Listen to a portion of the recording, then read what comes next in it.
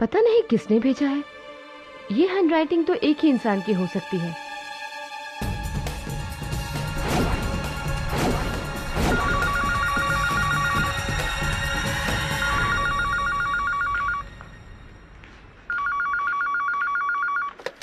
Hello, listen, मुझे धमकी देकर कुछ नहीं होगा, कुछ नहीं हो सकता, समझे? मेरा इरादा बिल्कुल पक्का है। और एक बात तो कान खोलकर सुन लो, पापा के बाद मुंशी जी ही सब कुछ है मेरे लिए। तुम लोग को तो मैं देख लूंगी, एक एक को जहन्नुम भेजूंगी, समझे?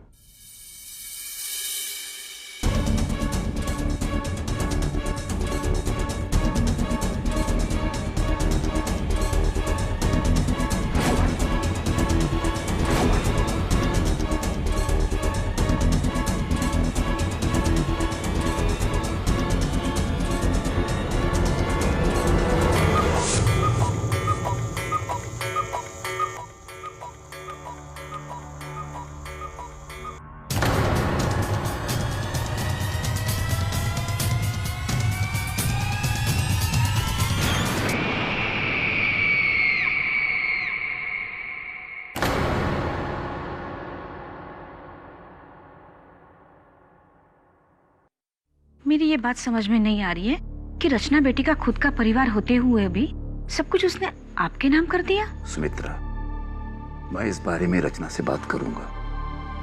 मैं उससे कहूंगा कि मुझे उसका एक पैसा भी नहीं चाहिए।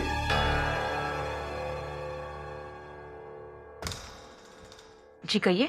श्यामचंद श्रीवास्तव हैं? हाँ। उन्हें रचना बसिन के कत्ल के जुर्म में गिरफ्तार किया जाता है। ये रहो।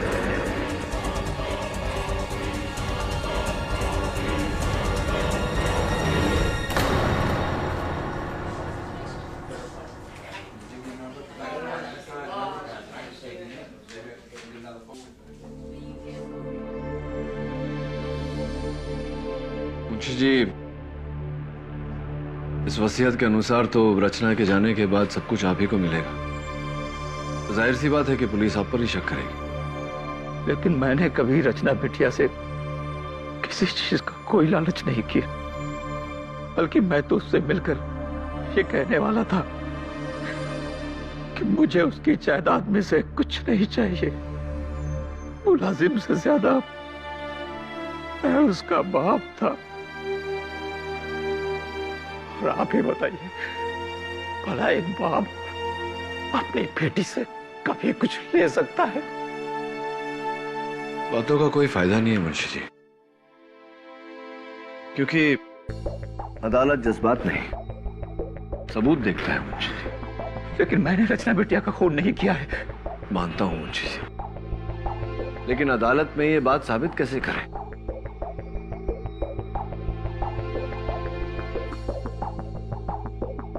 एक बात बताइए, बसीन परिवार में और कौन कौन है?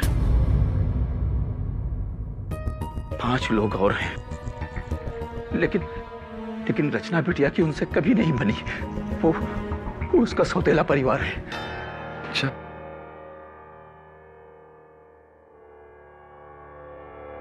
हाँ वरुण,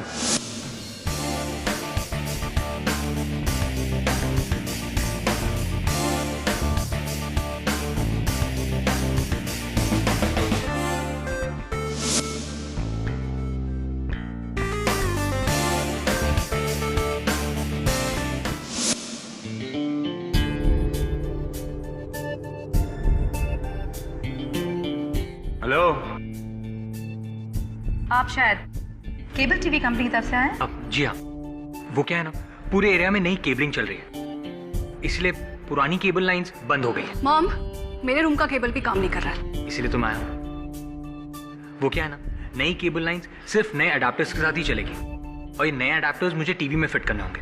तो अगर आपकी इजाजत हो, आपकी इजाजत हो तो मैं शुरू हो जाऊं? अब पहले मेरे रूम का केबल ठीक करने दीजिए ना, वो मेरा फेवरेट शो आने वाला है। जल्दी करना, समझे? ओके। आपका कमरा कहाँ है?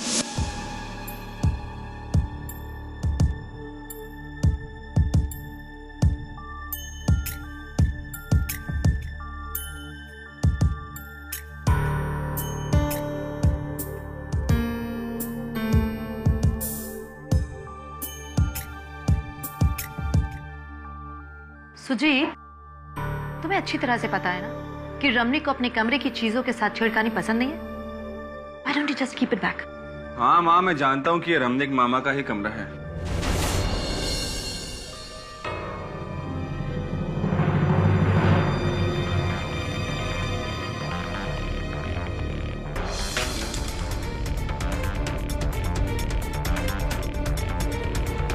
हेलो मिस्टर, और कितना वक्त लगेगा? बस 5 मिनट और। जल्दी करो। 1 मिनट भैया, वो मेरे दूसरे कमरे में, मतलब दूसरे बेटे के कमरे की रूम की टीवी भी खराब है, उसको भी देख लेना। हाँ okay madam. But mom, Ranveer भैया तो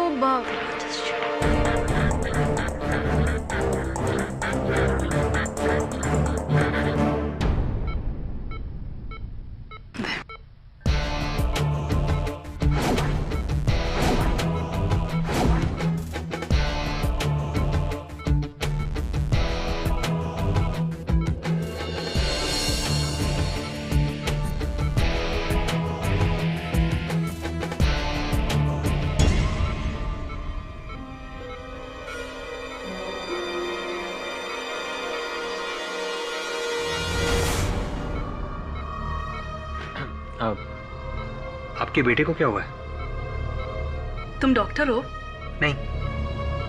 तो फिर जो करने आए हो वो करो और जाओ यहाँ से। Oh sorry.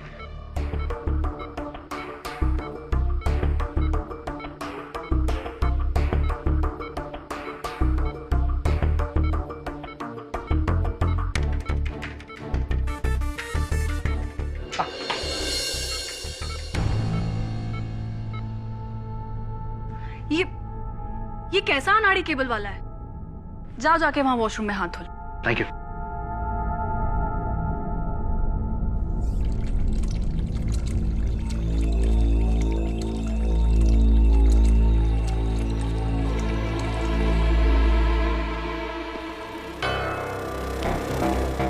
चलो बैंडेड, और देखना बाथरूम में कहीं खून का दाग ना रह जाए। या थैंक यू।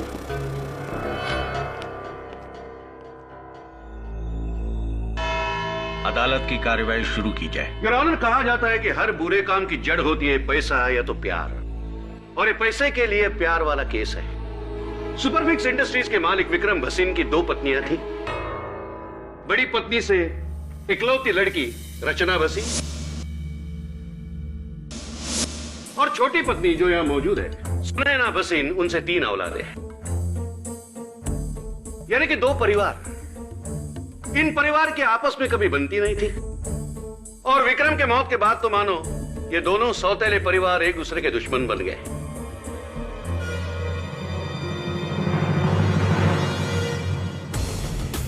योर ऑनर, मरने से पहले विक्रम भसीन ने अपने 100 करोड़ की जायदाद अपने पहले पत्नी के नाम कर दी थी। उनकी मौत के बाद इस जायदाद की एकलौती वारिस बनी रचना भसीन। अफसोस, उनकी सौतेली मां और परिवार को कुछ नहीं मिला। इन जख्मों पे रचना ने नमक छिड़का जब उसने अपनी ये वसीयत बनाई। इस वसीयत में अपने बाद अपना सब कुछ उसने सुपरफिक्स कंपनी के सबसे पुराने मुलाजिम मुंशी श्यामचंद श्रीवास्तव जी के नाम कर दिया।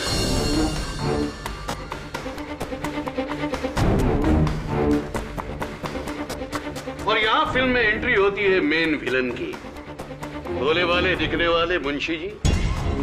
मुंशी जी, आपकी उम्र क्या है? जी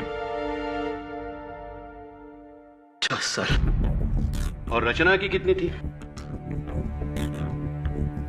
लगभग 28 साल के करीब। ओह, मतलब नेचुरल कॉजेस, यानी कि आम सूरतों में आप पहले ऊपर जाते है कि नहीं? सामने लटकी हुई 100 करोड़ की गाजर चखे बिना। दौलत का मजा तो जीते जी लिया जाता है, मरने के बाद नहीं। और आपने सोचा है कि रचना को अगर भरी जवानी में मार दूं तो सारा पैसा मेरा इंस्टेंट।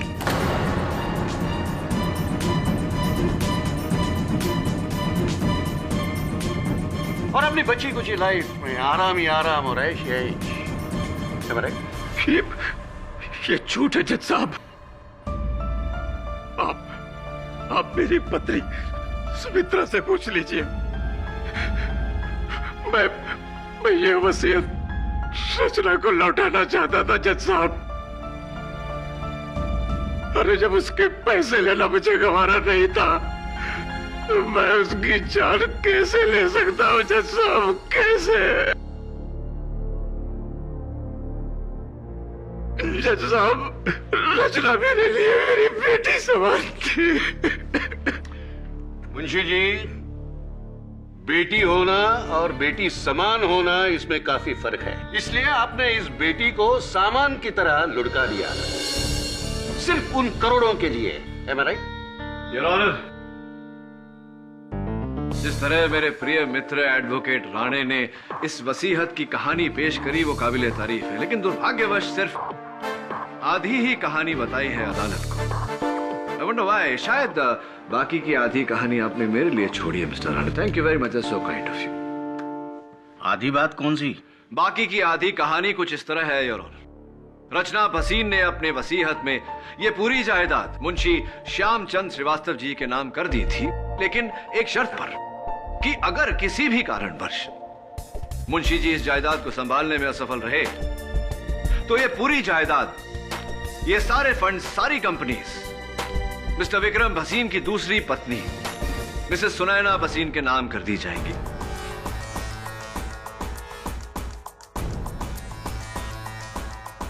और किसी ने बड़ी शातिरता से, बड़ी होशियारी से रचना भसीन को रास्ते से हटाया और उस कत्ल का इंजाम मुंशी जी के सर मढ़ दिया। मुंशी जी को उम्र कैद हो जाए और वसीहत के तहत ये सारी जायदाद मिसेस सुनैना भसीन के नाम हो जाए।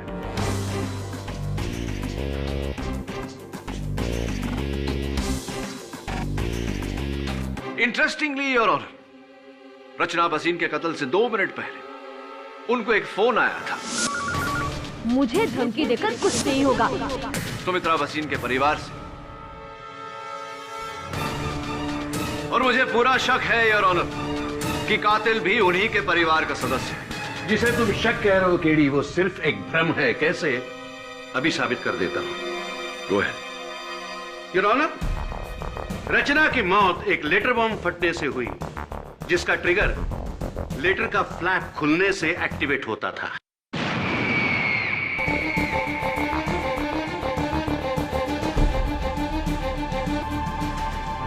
मुंशी जी, भसीन परिवार का नमक आप कितने सालों से खा रहे हैं?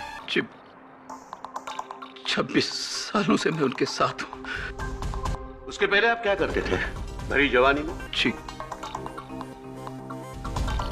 कोलकाता में था मैं। कोलकाता में क्या कर रहे थे? नौकरी, पढ़ाई या बलवाई? I object your honour. Prosecutor साहब मेरे मुवक्किल पर लांछन लगा रहे हैं। बेवजह नहीं केडी। मुंशी जी जब कोलकाता में थे तब एक उग्रवादी थे और पुलिस से भागकर मुंबई आए थे।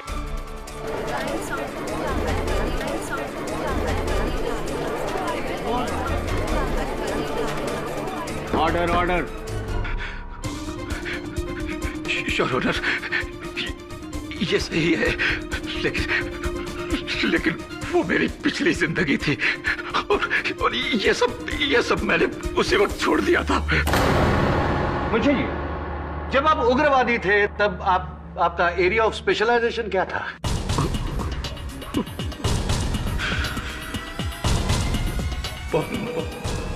बम बनाना।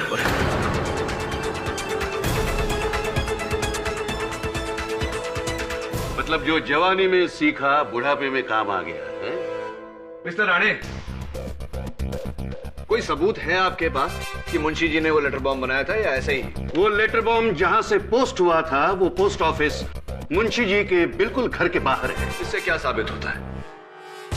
कुआं प्यासे के पास नहीं आता मिस्टर राणे, प्यासा कुएं के पास जाता है। आप भी जाकर उस लेटर बॉक्स का कभी भी इस्तेमाल कर सकते, कोई मना नहीं है आपको। तो और एक सबूत पेश करता हूं केडी, सबूतों की कोई कमी नहीं है हमारे पास। मुंशी जी, इस लेटर पे बड़े सुंदर अक्षरों में जो पता लिखा हुआ है, क्या ये लिखावट आपकी है?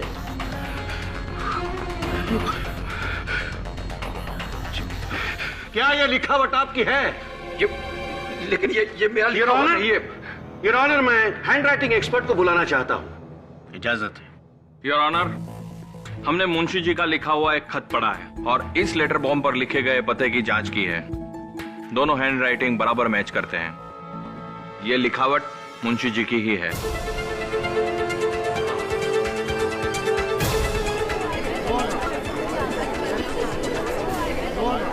Silence please. नहीं जज साहब, ये लिखावट मेरी नहीं है। जी your witness please. Thank you mister Rane. Mister Maniktala, ये बताइए कि क्या ये मुमकिन नहीं कि किसी ने मुंशी जी की लिखावट की नकल की हो? No, I don't think so. और अगर नकल करने वाला आपकी तरह कोई हैंडराइटिंग एक्सपर्ट हो, क्या तब ये मुमकिन है? तो शायद हो सकता है, लेकिन 2 या 5% मेरे लिए काफी है। Thank you very much. Benefit of doubt. Your honour, मेरी अगली गवाह मिसेस सुनैना वसीन की सुपुत्री और रचना वसीन की सौतेली बहन मिस टीना वसीन, जो खुद एक हैंडराइटिंग एक्सपर्ट है। मिस टीना वसीन, ये बताइए कि हमने सुना है कि आपने हैंडराइटिंग और कैलीग्राफी का कोर्स किया है, क्या ये सही है? जी, मुझे बचपन से ही लिखने का बहुत शौक था। राइट। ये भी हमने सुना था कि बचपन से आप शौकिया लिखती हैं। कभी कभी अपने भाइयों के रिपोर्ट कार्ड्स पर अपने पेरेंट्स की जाली हस्ताक्षर किया करती थी। कभी कभी अपने पिताजी की लिखावट में मुंशी जी से पैसे मंगवा लेती थी आप। ये भी सही है?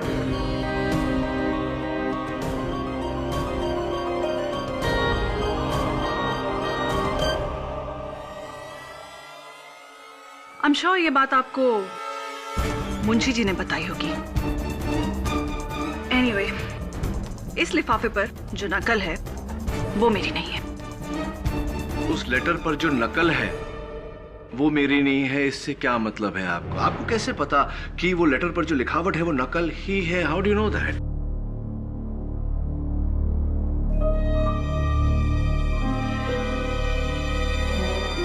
अब वो अभी आप ही ने थोड़ी देर पहले शायद। हाँ, थोड़ी देर पहले मैंने कहा था। 2 हफ्ते से टीना जी का हाथ टूटा हुआ है और टूटे हुए हाथ से किसी के हैंडराइटिंग की नकल तो क्या है, ओरिजिनल हैंडराइटिंग भी वो नहीं कर सकती। मिस्टर राणे, यही तो हम लोगों की प्रॉब्लम हो गई है आजकल कि हम ऊपर से जानकारी हासिल कर लेते, तह तक कोई जाता ही नहीं। वैसे आपको किसी ने बताया नहीं या आपने पूछा नहीं कि miss Tina Vaseen right handed है या लेफ्ट हैंडेड? चलिए मैं बता देता हूं your honour. Tina Vaseen left handed है, यानी कि लिखने के लिए ये अपने बाएं हाथ का इस्तेमाल करती हैं, दाएं का नहीं। Now you don't mind mister Rane, thank you.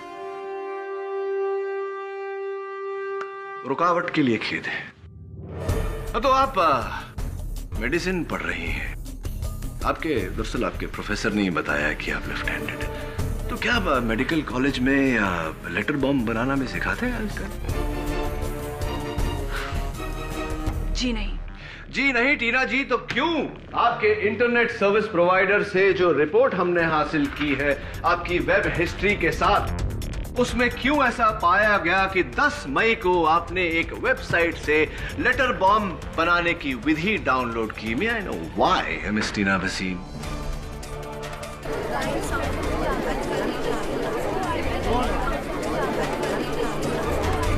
Order. अब ये मैंने डाउनलोड नहीं किया। आपके कंप्यूटर से क्या डेट बताया आपने?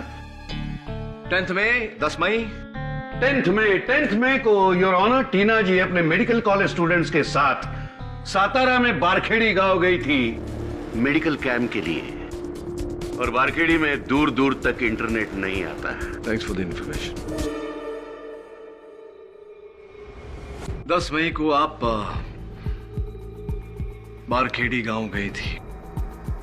जी, and I hope that answers your question. या बट मिस टीना, आपका कंप्यूटर तो बारखेड़ी गांव नहीं गया था, आपका कंप्यूटर तो घर पर ही था। आप पासवर्ड नहीं लगाती आपके कंप्यूटर में क्योंकि आपकी गैर मौजूदगी में किसी ने आपके कंप्यूटर का इस्तेमाल किया और लेटर बॉम्ब बनाने की विधि डाउनलोड की।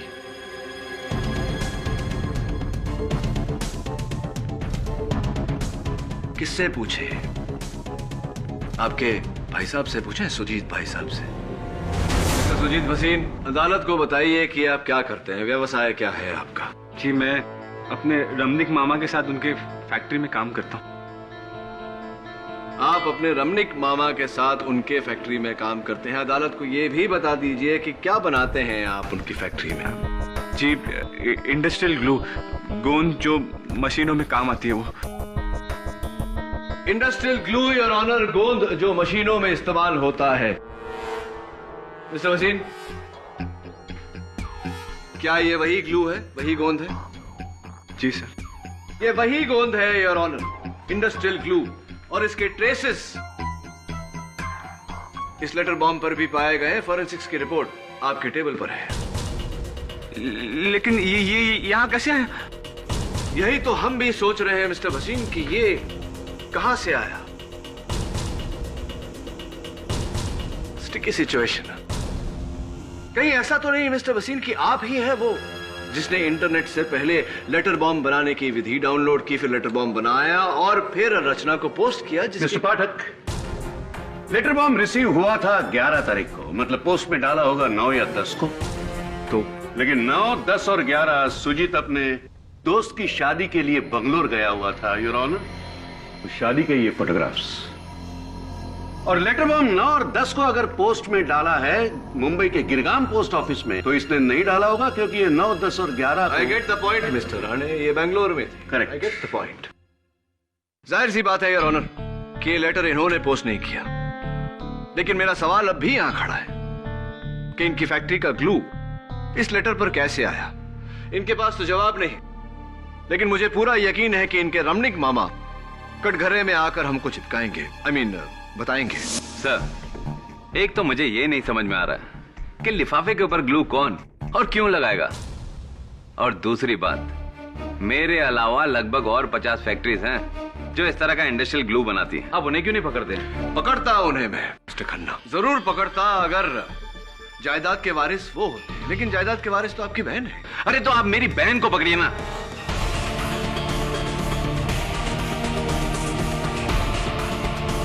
क्योंकि बसीन की जायदाद में से मुझे एक भी पैसा नहीं मिलने वाला है। जो कुछ भी है वो मेरी बहन और उसके बच्चों को मिलने वाला है। मिस्टर खन्ना, काम डाउन, आप खामखा गुस्सा हो रहे हैं। चलिए ये बताइए, आप किसी एडवोकेट सुरेश अय्यर को जानते हैं? याद नहीं? याद करिए।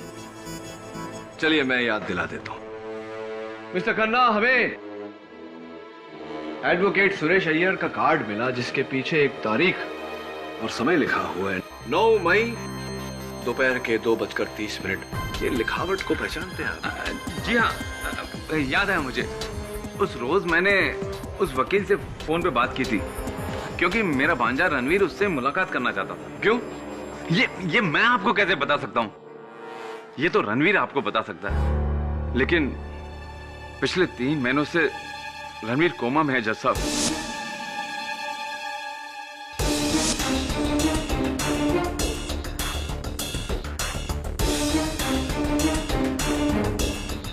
अदालत को बताइए कि रणवीर जी कोमा में क्यों है।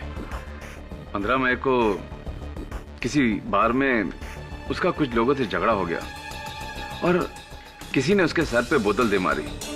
बस तब से वो बेचारा कोमा में ही है। तो मिस्टर खन्ना, 1 मिनट केडी, इस केस की गाड़ी तुम कहां घुमा रहे हो? एडवोकेट सुरेश अय्यर का इस केस से क्या लेना? आपकी जानकारी के लिए आपको बता दूं कि एडवोकेट सुरेश अय्यर एक क्रिमिनल लॉयर है। जानते ही होंगे कि क्रिमिनल लॉयर की जरूरत तभी पड़ती है जब कोई क्रिमिनल केस होता है।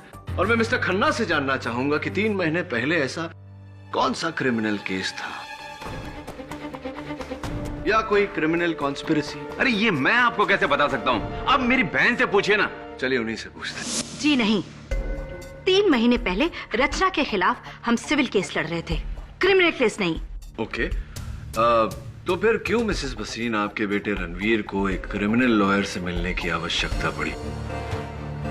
कहीं ऐसा तो नहीं कि 3 महीने बाद की कहानी वो सोच रहा हो कि कोई क्रिमिनल केस लड़ना हो, फॉर एग्जाम्पल मर्डर केस? देखिए, मुझे कुछ पता नहीं है। अगर मुझे पता होता तो मैं जरूर बताती। एक और बात मिसेस वसीम, एडवोकेट सुरेश अय्यर ही क्यों?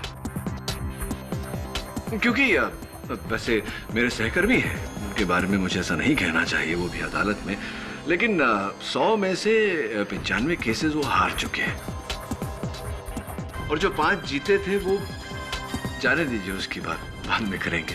वो ही क्यों, जबकि आप लोग किसी भी अच्छे लॉयर को हायर कर सकते थे। सुरेश अय्यर ही क्यों? कहीं ऐसा तो नहीं कि रणवीर साहब जानबूझकर कोई क्रिमिनल केस हारना चाहते थे? मैंने कहा ना आपसे कि मुझे कुछ पता नहीं है। क्या साबित करना चाहते हो केडी? साबित करना चाहते हो कि वो लेटर बॉम्ब परिवार में से ही किसी ने भेजा था? जी। देखो, अगर 9 और 10 तारीख को अगर वो लेटर बॉम्ब पोस्ट हुआ है तो उस दौरान सुजीत बंगलोर में था, टीना सातारा में थी, और सुनैना अपने भाई रमणीक के साथ शिरडी में। शिरडी में वो साई पैलेस होटल में ठहरी थी, जिसका ये बिल है जैसा। अब शहर में बचा कौन? रणवीर भसीन तो कोमा में था। अब केडी पाठक कहेंगे कि कोमा से उठकर रणवीर ने ही वो लेटर बॉम्ब पोस्ट किया है? हो सकता है?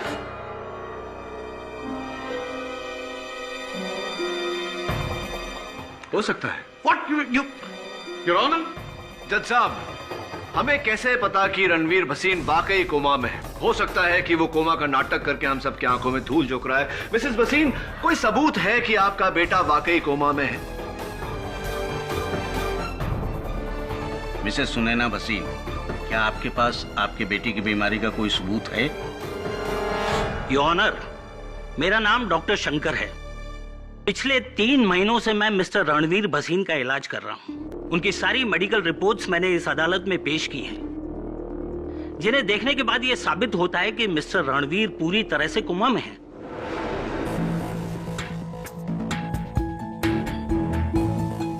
और वैसे भी 9 से 11 अगस्त तक मैं अपने नर्सिंग स्टाफ के साथ मिस्टर रणवीर के साथ था।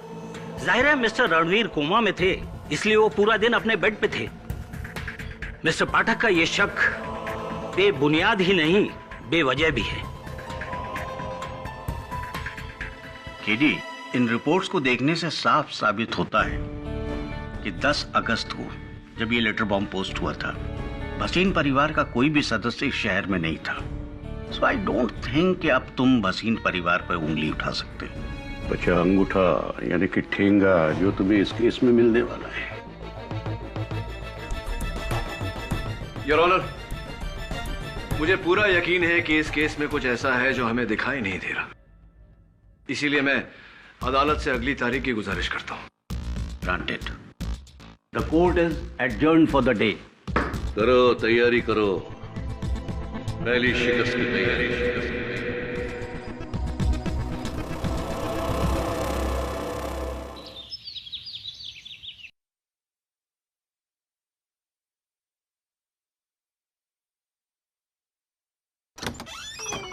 Hi, Bunty.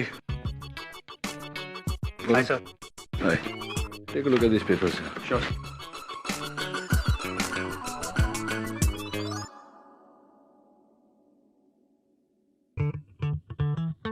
क्या बंटी, क्या कर रहा है? लॉयर बनने की प्रैक्टिस। लॉयर या लायर? लॉयर। अच्छा, लॉयर। तो बुक तो सीधी कर ले। सर, मुझे एक बात समझ में नहीं आई। उस लेटर बॉम्ब के बाहरी हिस्से पर गोंद क्यों लगी थी? गोंद तो हम अंदर लगाते हैं ना? हाँ, ये मैं भी सोच रहा था, और वो भी इंडस्ट्रियल ग्लू, मशीनें चिपकाई जाती है जिससे।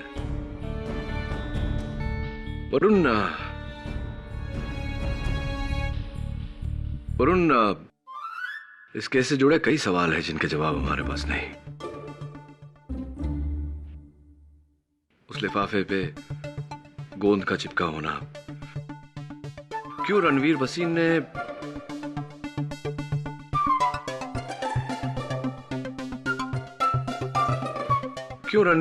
ने एक ऐसा लॉयर किया जो यकीनन केसर था। बोला हो भसीन परिवार में से ही किसी ने। अबे रुक रुक। कुछ भी करता है ये बच्चा। What is this? क्लियर। पर इतनी देर तक छत पर कैसे चिपकी थी? सर छत से याद आया, रणवीर के बाथरूम की सीलिंग पर भी अजीब सी तस्वीरें लगी हुई हैं। बाथरूम की सीलिंग पे? बाथरूम के सीलिंग पर कोई फोटो क्यों लगाए हुए? सो वही समझ में नहीं आ रहा है। यही बात तो मुझे अजीब लग रही है। तू एक काम कर वरुण, जरा जाके देख के रणवीर भसीन वाकई कोमा में है या कोई और खेल है इसके पीछे। कोई चेक। Right sir.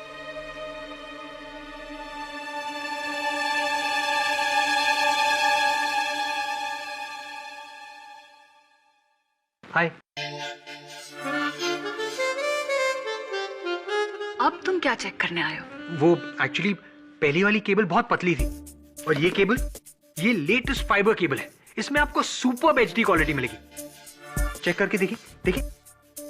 अब सॉरी, वो क्या है ना, जंक्शन पॉइंट बाथरूम से लेना पड़ेगा। So can I?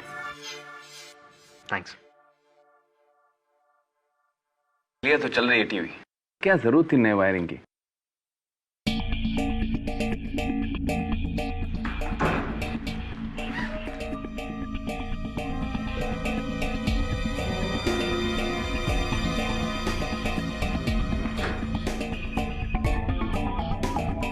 अब जंक्शन पॉइंट कहीं और से लेना होगा। Will you just leave? ये केबल वेबल की लाइन हमें नहीं चाहिए, प्लीज।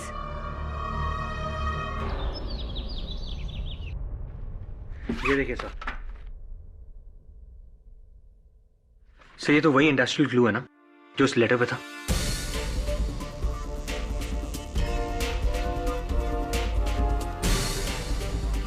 इसका मतलब क्या हो सकता है? आई डोंट नो वरुण, लेकिन कुछ तो मतलब होगा। फोटो फ्रेम इंडस्ट्रियल ग्लू से बाथरूम की सीलिंग पर चिपकाया। मिस्टर केडी पाठक, पिछली बार तुमने अदालत से वक्त लिया था अपना केस और मजबूत करने के लिए कुछ सबूतों को इकट्ठा करने में। क्या तुम्हारी तैयारी पूरी है? अनफॉर्चुनेटली नॉट योर ऑनर, लेकिन मेरे पास कुछ सवाल है और मुझे पूरी उम्मीद है कि आज अदालत में मुझे उन सवालों का जवाब मिलेगा। अब कैसे सवाल? योर ऑनर, 3 महीने पहले इस केस से जुड़ी 3 वारदातें हुई। 3 महीने पहले भसीन हाउस के इंटरनेट द्वारा लेटर बॉम्ब बनाने की विधि डाउनलोड की गई।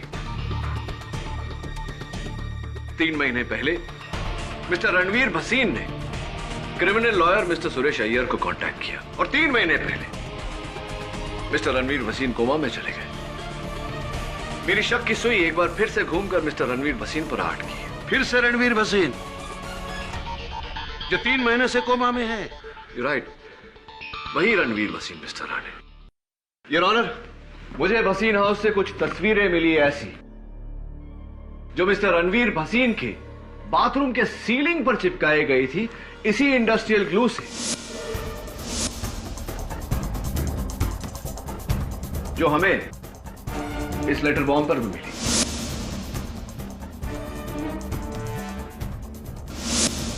जरा सोचिए योर ऑनर, क्यों कोई अपनी बाथरूम की सीलिंग पर ऐसी तस्वीरें चिपकाएगा? मैं चाहता हूं कि उनकी माताजी मिस सुनैना भसीन आकर मुझे इस सवाल का जवाब दे। इजाजत। मिसेस भसीन, अक्सर फोटो फ्रेम्स दीवारों पर टांगे जाते हैं। अदालत आपसे जानना चाहती है कि क्यों आपके बेटे रणवीर भसीन ने वही फोटो फ्रेम्स अपने बाथरूम की सीलिंग पर लगाए थे। अजीब बात नहीं है? ये हैरत की बात आपके लिए होगी वकील साहब, लेकिन मेरे लिए नहीं। मेरा बेटा हमेशा से ही ऐसा है, जैसे अपने पैर में अलग अलग रंग के जूते पहनना, सडनली एकदम से अपने कमरे का डिजाइन चेंज कर देना, रंग बदल देना। वो दुनिया से निराला है। समझ में आती है ये बात, लेकिन फैशनेबल और डिजाइन सैवी होने का मतलब ये नहीं कि आप अपने फोटो फ्रेम्स बाथरूम की सीलिंग पर टांग दो। मेरा माना कि अजीब हरकत है तो क्या उसके लिए जेल भेजोगे उसे? आखिर क्या क्या साबित करना चाहते हो कि योर ऑनर, कुछ है ऐसा जिस पर हाल फिलहाल मैं अपनी उंगली नहीं रख पा रहा, लेकिन जैसे इस बात का पता चल गया मैं मेरा शक सबके सामने रख दूंगा। कैसा शक? यही कि रणवीर भसीन ने कोमा की हालत में वो लेटर बॉम्ब पोस्ट किया।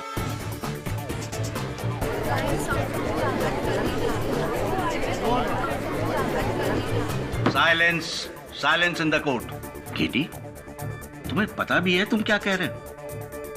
कोमाटोस पेशेंट जो मुश्किल से अपनी पलकें तक नहीं झपका सकता, वो बिस्तर से उठकर ये लेटर बॉम्ब पोस्ट करेगा? योर ऑनर, दिमाग खराब हो गया है इस केडी पाठक का। जब जिंदों पर उंगली नहीं उठा सका तो मुर्दों को निशाना बना रहा है। राणे,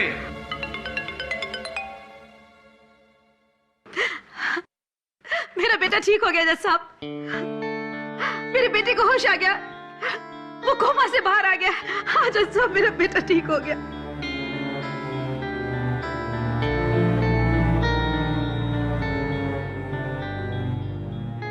योर ऑनर, इससे अच्छी खबर तो हो ही नहीं सकती। हमें तुरंत मिस्टर भसीन का बयान लेना चाहिए। इनफैक्ट मैं अदालत से इजाजत चाहता हूं कि मुझे उनका बयान लेने का मौका दिया जाए। तो क्या आप जाकर उसके जुर्म कबूलने को कहोगे और हाँ कहेगा? Absolutely mister Rane. Yes KD, Ranveer Bhasin ने अगर इनकार कर दिया तो फिर तुम्हारे पास कोई रास्ता नहीं बचता। और वैसे भी तुम्हारा ये शक मेरी समझ से बाहर है। जब ये लेटर्स पोस्ट हुए थे उस वक्त रणवीर भसीन कोमा में था। तुम कैसे साबित करोगे कि वो खूनी है?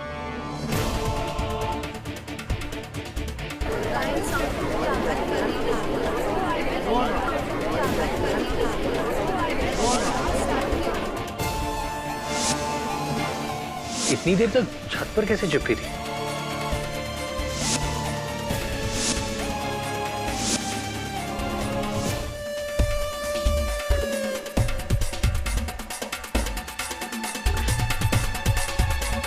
योर ऑनर, मैं अदालत में वेइंग स्केल मंगवाने की इजाजत चाहता हूं। Weighing scale? लो, अब इन्हें इंसाफ का तराजू चाहिए, लाकर दे दो इन्हें। Permission granted. Your honour, Bhasin house के इंटरनेट द्वारा डाउनलोड की गई लेटर बॉम्ब बनाने की विधि के अनुसार मैंने ये पैकेट बनाया है।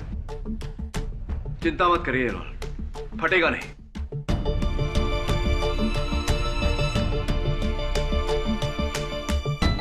$52 ग्राम्स, 52 ग्राम। अब ये फोटो फ्रेम योर ऑनर जो मिस्टर रणवीर भसीन ने अपने बाथरूम की छत पर चिपकाई थी। 52 ग्राम्स। केडी, तुम इस पहेली को सुलझाने के बजाय और उलझाते जा रहे हो। इस एक्सपेरिमेंट से क्या साबित होता है? योर ऑनर, इस केस में आगे कुछ साबित किए बिना मैं आपको इकबाल जुर्म देना चाहता हूं, लेकिन इसके लिए जरूरी है कि हम तुरंत रणवीर के पास जाएं, इससे पहले कि कोई और वहां पहुंचे। Please your honour.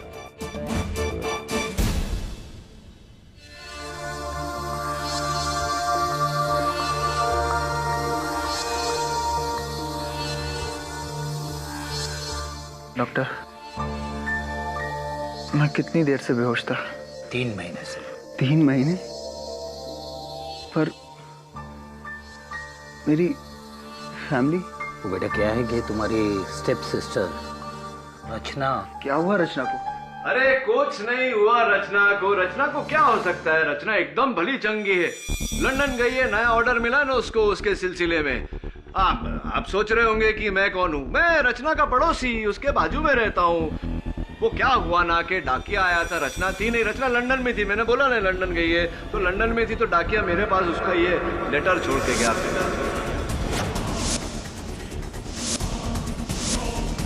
फिर मुझे खुशखबर मिली कि आपको होश आ गया, इसलिए मैंने सोचा आपके पास आ जाता हूँ, हाल भी पूछ लेता हूँ और बता भी देता हूँ कि लेटर आया था, और पढ़ के सुना भी देता हूँ कि क्या लेटर आया। अरे क्या कर रहे हैं आप? बम है उसमें, फट जाएगा। डॉक्टर प्लीज बोलो नहीं उसे।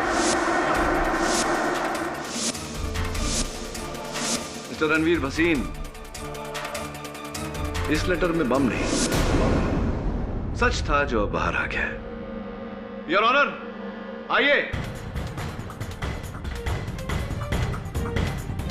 ये हमारे जज साहब हैं रणवीर। जरा इन्हें बताइए कि जब 3 महीने आप कोमा में थे, आपको कैसे पता कि उस लेटर में बॉम्ब था?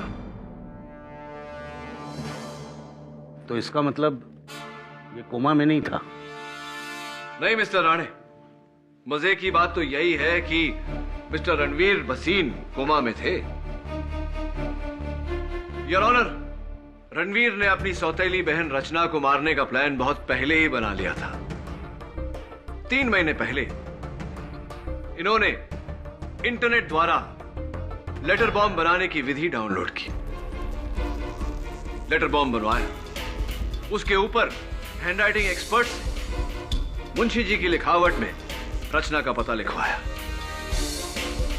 और फिर इनके घर के सामने के पोस्ट बॉक्स का ताला तोड़ा।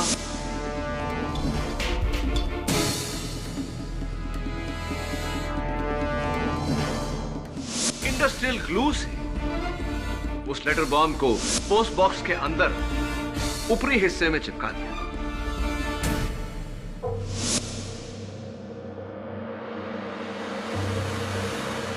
ये जानते थे कि 3 महीने तक वो लेटर बॉम्ब वहीं चिपका रहेगा, क्योंकि ये ट्रायल रन कर चुके थे उसी वजन के फोटो फ्रेम्स अपनी बाथरूम की सीलिंग पर चिपकाकर।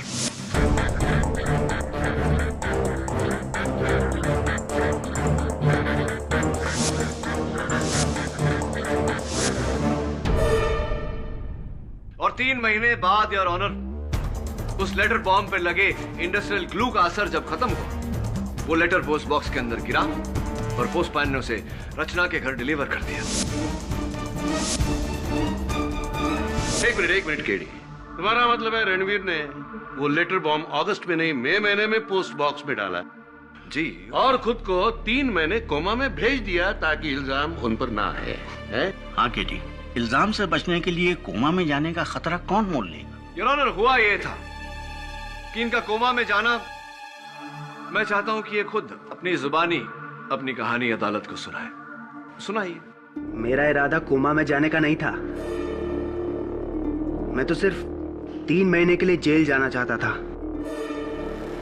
ताकि जब ये लेटर बॉम्ब रचना को मिले तो कोई मुझ पर इल्जाम ना लगा सके।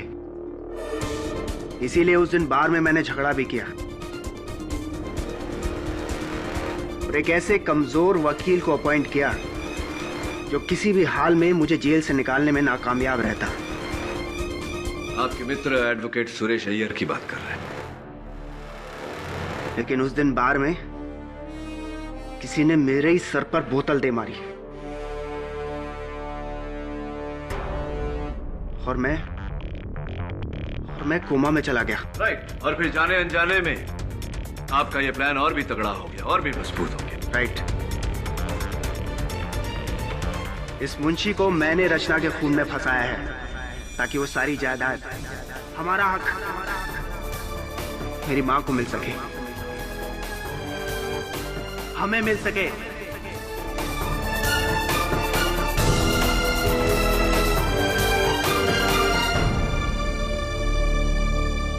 ये अदालत रणवीर भसीन को रचना भसीन के कत्ल के जुर्म में हिरासत में लेने का हुक्म देती है।